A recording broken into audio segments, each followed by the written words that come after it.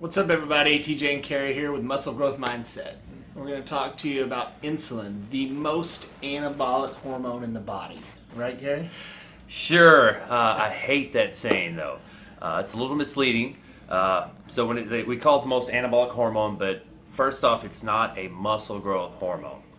Second, it's conditionally anabolic, and then what does anabolism mean? Yeah, what is anabolic? Anabolic means to grow. It Right. doesn't mean build muscle. And I think there's a lot of confusion in the industry about that. People assume anabolic means build muscle. And it does, but it also can mean, build fat. It can mean, it just means to build or to grow.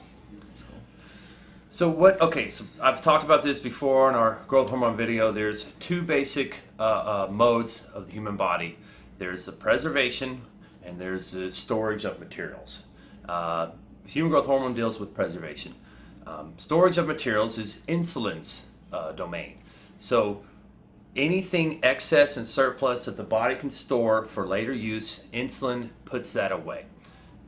Glucose tends to be stored as glycogen or body fat, and then protein is stored as excess muscle tissue for later use. So insulin affects protein and carbohydrates. Correct. Insulin is a storage hormone. Mm-hmm. That's maybe a better way of putting it than the most anabolic hormone. So it can help you to store either proteins or carbohydrates. What about fats? Does it have any effect on fats? None. Okay, so fat intake does not affect insulin, but protein does. That's another thing I think everyone assumes and associates insulin with carbohydrates, which is true. Carbohydrates are probably the most Profound effect. Yes, but protein, you can be on a no-carb diet and still have effects on your insulin from protein intake. Yep. Okay, so let's talk about the carbohydrates, and how that insulin affects that. What does insulin do? What's the purpose of insulin other than storage? So insulin's one of two hormones that are made to stabilize blood sugar. When you have very high blood sugar, if you've been taking in a lot of carbohydrates, the blood sugar is increased beyond a certain amount. Insulin comes in and takes that to put it back to a good equilibrium. Okay, here's an interesting thing. There's roughly like a gallon and a half of blood in your body, right? There's about 1 teaspoon of sugar in your bloodstream is what you need and what's supposed to be there. That's normal. So an average person, an average American, to make things worse, takes in around 30 teaspoons of sugar a day. Or 30 teaspoons in your blood. That's what it's coming down to. So you need 1. So you get all this excess, what do you have to do? You have to get rid of it. And that's what insulin does, right? It shuttles these nutrients out. But I take in 30 teaspoons. I'm thinking insulin can't handle that, right? You're not going to get all that stored. Or you are, but where are you going to store it, I guess? Why does America have a high rate of obesity? It's a Jeopardy answer. Yes. Okay, so I take in 30 teaspoons of insulin a day. Or of Glucose a day, of sugars a day. What happens to that? It comes in my body. It's My going to body be stored. sees it, so insulin's released. What happens? So you've got 3 areas that you store glucose. The first is the liver. It's usually the first place that your body wants to restore glucose. Second place is your muscles. Third place, when those 2 are full, it goes into body fat, storage for long-term fuel. Right. And it doesn't take a lot to fill those first 2 buckets. Nope. You don't need a lot to fill your liver. You don't need a lot to fill your muscles. And then, once you're tapped out there, the only place for it to go, Fat. body fat. So, and typically it's stored in the abdominal region, Yeah. right? That's where insulin's gonna it's gonna store in your liver, it's gonna store in your muscles, and it's gonna store in your gut. Yep. For men. Yeah. Yeah. Okay. So, what about protein? Protein kind of does the same thing, right? I mean, you can, like I said, you can manipulate protein intake to affect insulin. Correct.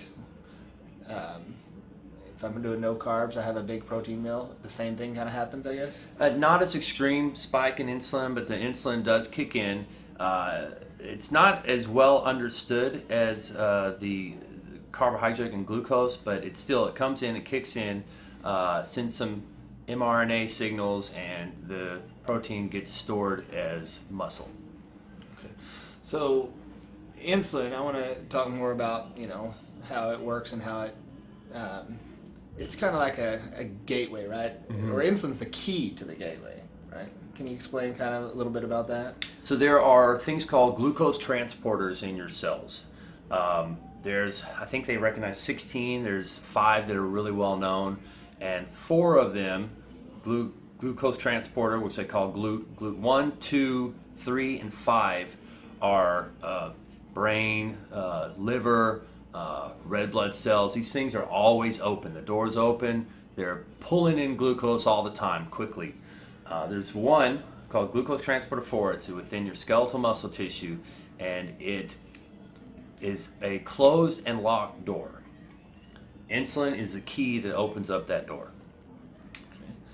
Now, it sounds good to open that door, right? But we need to think back to what we had just said. Once you open that door and you flood with nutrients, you can only take in so much, right? Yeah. Okay, so what happens if I'm doing, I want to get my insulin up because I want to open that door, right? Yep. So that's not key to building muscle. I'm going to get as much in there as possible. Okay, so I'm just going to eat a bunch of carbs all day to open that. Insulin. Well, that's going to create what's called insulin resistance. Mm-hmm. So what happens there? That's when diabetes starts kicking in. Once you get insulin resistance, that means your blood sugar raises, your insulin comes in, and that door doesn't open. So you'll have high circulating blood sugar, which can cause a lot of issues. Everything else of the other glucose transporters are open, so like your brain and your red blood cells and your liver are going to get plenty of glucose, but your skeletal muscle tissue is not. It's not going to get any. So it's not going to get any of the nutrients it needs, and you'll see guys that are gaining, they're not very healthy. Yeah, so taking in more isn't better when it comes to carbohydrates and your insulin levels, because eventually your body's going to stop responding. You're going to take in carbohydrates, and finally your pancreas is going to be like, screw you, I'm not, well, the pancreas says it's going to keep producing insulin, but you're not going to open that gate anymore, and all that blood sugar is just going to continue to circulate. You're going to have elevated levels of blood sugar. You're going to have to do something for that. Eventually you're going to have to be medicated, probably have to take insulin, a shot every day or multiple times a day with your meals. It's not a fun way to go. Yeah. So keep, be careful. You can really jack yourself up, I guess, right here. So Yeah. Don't overdo simple carbohydrates, for sure. Right. So what are some ways to manipulate insulin to build muscle? Like, it's the most anabolic hormone. It's a storage hormone, and we want to take advantage of that. We want to, modify or, I guess, manipulate our insulin levels to build muscle. Kind of what's the keys to doing that? I'm glad you asked that, because this is my favorite part. So there's a way to manipulate insulin to your advantage if you want to gain a lot of muscle, if you want to grow, and you're considering entering a bulking phase, but you don't want to bulk up in fat. So the number one thing is to eat with a high amount of frequency, 5 to 8 meals a day. Each meal with a big amount of protein, because the protein will spike that insulin to store it as muscle tissue.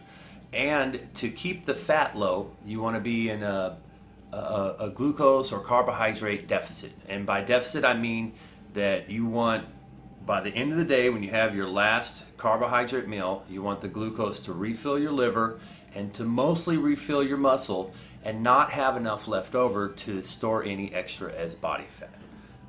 So that way you can stay lean and grow muscle constantly throughout the day. That's manipulating insulin to your advantage to grow muscle naturally. Okay, now here's a, I guess, debate we could have. High protein. Okay, what do you consider high protein? I've read some things on this, and there's a lot of different opinions here. Like, a lot of bodybuilders take in a ton of protein, probably too much.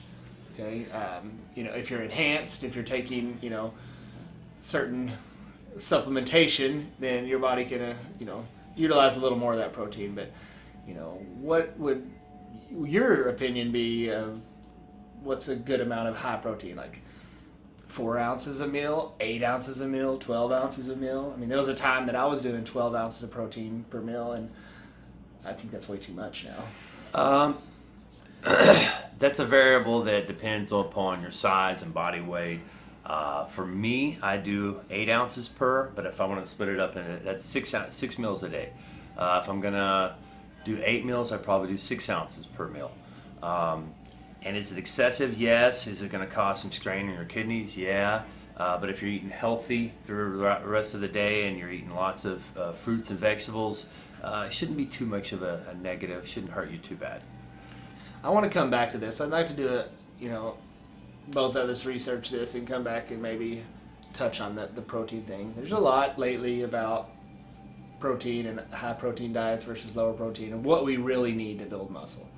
So I'm going to leave this alone for now, but you guys stay tuned. We're going to come back at a later date and do a protein video, I guess.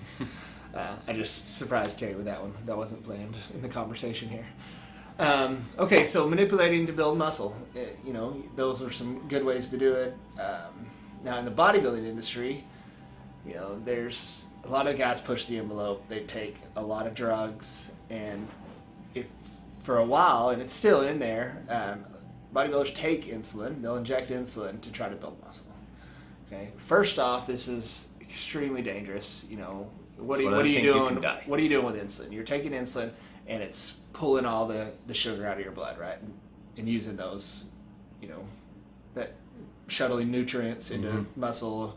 Okay, well, you pull too much blood sugar out, now you hypoglycemic, bad things can happen. There's a lot of negative side effects of low blood sugar. I mean, you can, first of all, you're going to get lightheaded, you're going to feel really hungry, start sweats, and then potentially pass out, potentially even go into a coma and die. And I'll explain some of the science behind that real quick. So those glucose transporters that are always open in your brain and your red blood cells, if there's no glucose circulating throughout your system because it's all been taken away by a high spike in insulin that's demanding to store all this, then your brain and your red blood cells are starved, which not good, right? Not good. Brain starvation doesn't sound good. Okay, so bodybuilders start taking insulin because they want to push the envelope, right? So if I can, Carrie's saying you want to try to keep your I guess glucose levels are right there. Keep them a little depleted. That way, whenever you have carbs, they go to the right place. Mm-hmm. Well, if I can get more in there, better, right? More. That's the bodybuilding lifestyle. So bodybuilders will take insulin, and they'll take an excessive amount of carbohydrates and fill those muscles with glycogen, right? And that's going to help and open those doors and shuttle all the nutrients in there and get as much growth as possible, which is true. It will, but it's also going to be an excessive amount. So what's your body going to do? It's going to store it as fat. Okay, so you'll notice a lot of bodybuilders have a distended abdomen, a lot of gut distension, and a lot of that's from insulin and growth hormone. Mm-hmm. But there's different types of insulin you can take. Bodybuilders have gotten on this kick with Humalog or Novolog, anything log. It's a real fast-acting insulin. So you can take that insulin, and instantly your blood sugar is going to drop. It's going to go into effect really fast. It's kind of easy to control because it's going to hit once, and it's going to be a big hit. So people will take that insulin. Maybe some people do a pre-workout, which blows my mind because I don't want to have blood sugar issues right before I work out or during my workout. A lot of people do it afterwards because they think, okay, this is going to help me get more nutrients in and grow better right after I work out. So Humalog, that's the fast-acting one. Humulin R, it's a fast one, but it's not as fast as Humulin R. That's going to be active about 6 hours. Problem with that is it will drop your blood sugar twice. Usually it'll hit once, blood sugar drops, and then a little while later it'll hit again. So the issue there is, that first one's coming, so you have enough carbohydrates to battle those low blood sugar issues, but then it happens again later. So That's something if you work out in the evening and you're taking insulin on your workouts, you don't want your blood sugar dropping right before bed or even after you go to sleep. That's when a lot of bodybuilders have gotten in trouble. And then there's Insulin N, which is an intermediate length, and then I think Atlantis, I think, is a brand of it, but it's a long-acting insulin. And that's, I mean, me and Carrie were watching a video earlier about it was mentioning taking Lantus to like control your blood sugar just throughout the day. You can take it once and it lowers your blood sugar throughout the day, and it's a little slower, I guess. Any of these could be used in bodybuilding, and they could be beneficial in building muscle, absolutely. But they also are going to store fat. They're dangerous.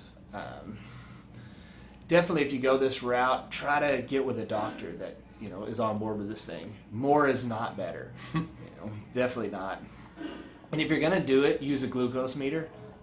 Even if you're not, I mean, even if you're going a natural way of doing, controlling your insulin, get a glucose meter and you can check your fasting blood sugar, see where it's at, and then check your blood sugar, and kind of see how many carbs it takes to affect your blood sugar. I mean, this is getting really in depth, and maybe get with a coach that knows how to do this.